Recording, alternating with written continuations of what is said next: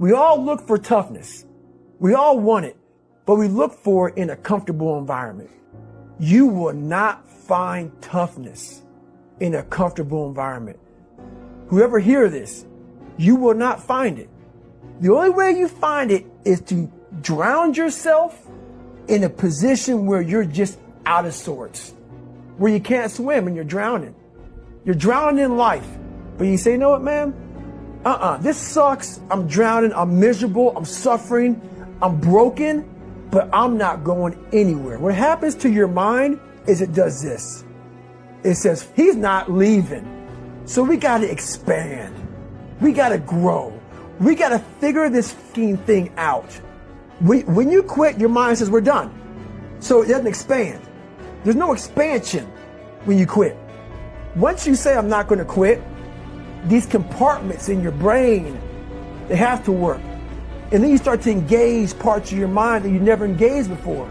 But you can't engage it by sitting back in these nice chairs, drinking this nice water, talking about what I want to do.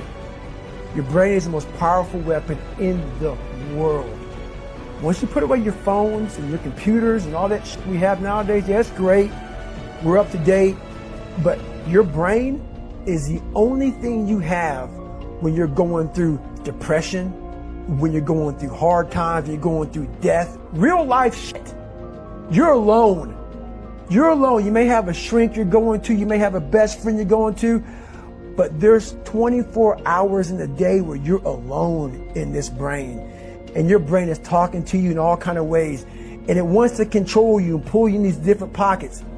If you can't control your own brain and your brain controls you, you're fucked.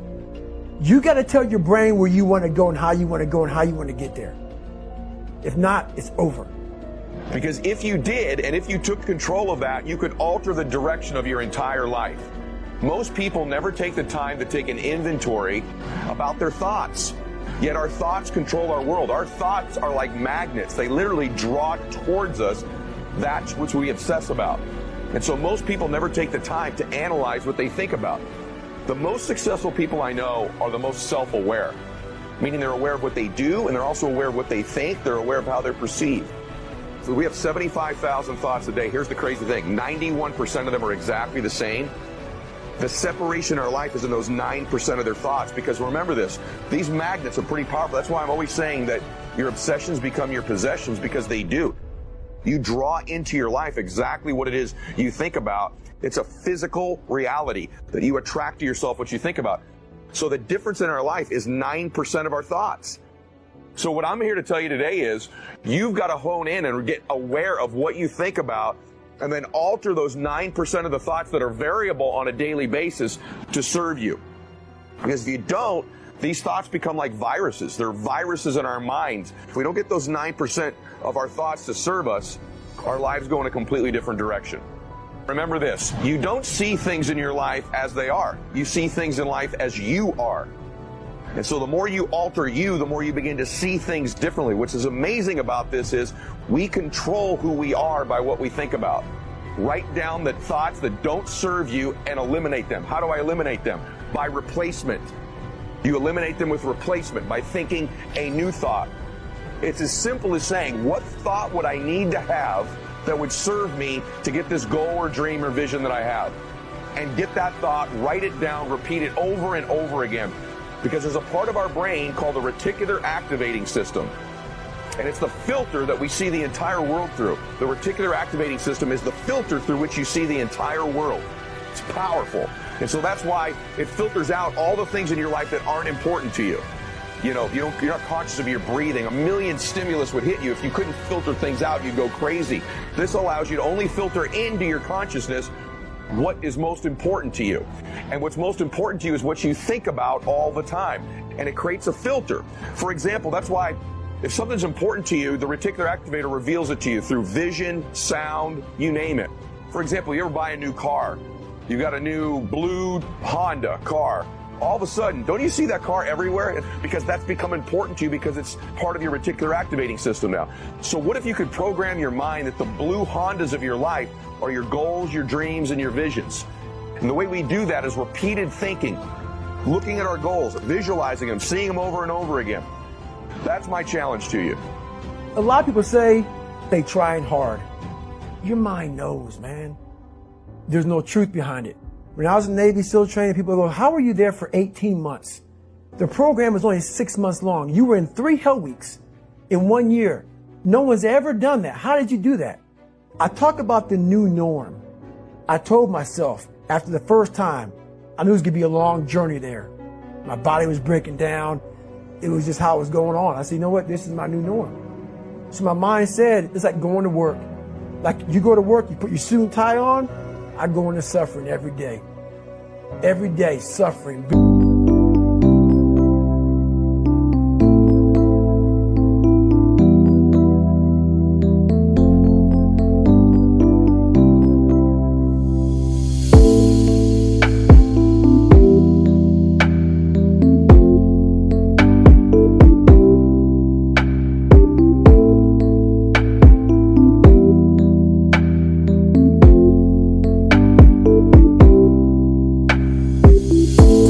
Broken, duct taping my feet up, stress fractures, shin splints, being broken.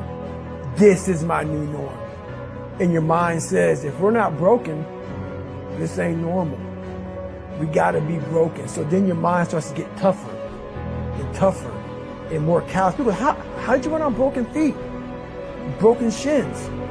My mind knew this is how we operate. We're in Navy SEAL training. And that became my new norm. I gave myself no way out. You immerse yourself wherever it is, and you become that. And give yourself no way out. And I have to always tell you this, man, because people hear my story and think this guy is sadistic. I figured out how the brain works. I had no foundation, and I built this off of just researching the mind. The feeling you get is basically invincibility. And when you know that you can run on broken legs and you can do certain things that a lot of people can do, but they're not willing to do, this power, this sympathetic nervous system of fight or flight, and you're fighting, you can feed into that and tap into that for a lot of power. But if you look at it, well, I'm broken, man. I'm not going to make it. But if you look at it as, man, I'm broken and I'm still here. And I'm fighting, and I'm going to find a way to get through this because I have no other place to go. It gives you a lot of power. So people say, man, you always talk about this suffering and pain and shit. I'm at peace right now.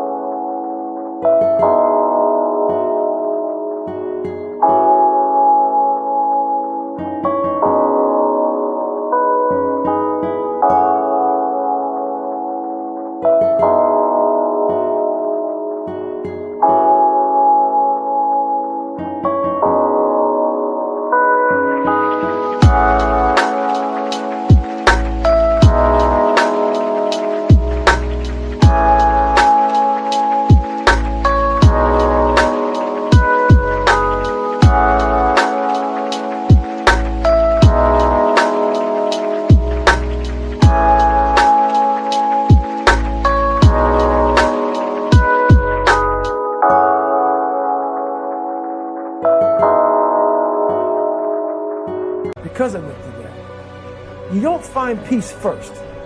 I found peace on the opposite end of finding myself.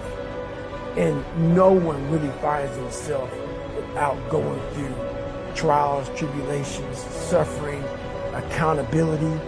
And accountability is suffering. Pick up your damn suffering and bear it.